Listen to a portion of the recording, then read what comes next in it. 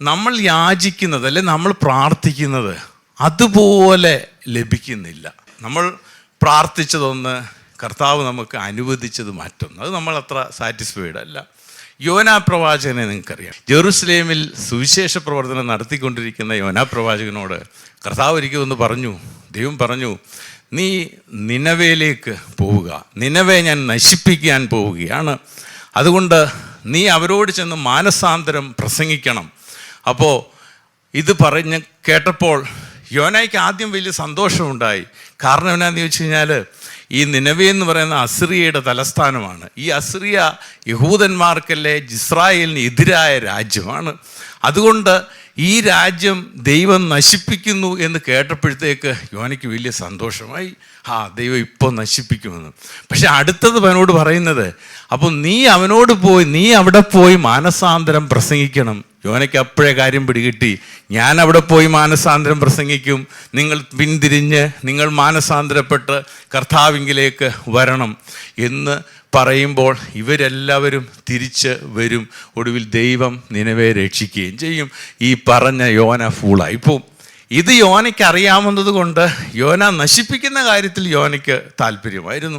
പക്ഷേ അവിടെ പോയി ഇത് പറയുക എന്ന് പറയുന്നത് യോനയ്ക്ക് ഇഷ്ടപ്പെടുന്നില്ല.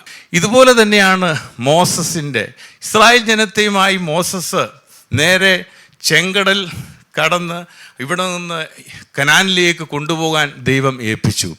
ഈ കനാൻ്റെ ജോഗ്രഫി അനുസരിച്ച് ഇപ്പോൾ ഈജിപ്റ്റ് ഇവിടെയാണെങ്കിൽ ഈജിപ്തിൽ നിന്ന് ഈ കനാൻ ദേശം ഇവിടെയാണ്.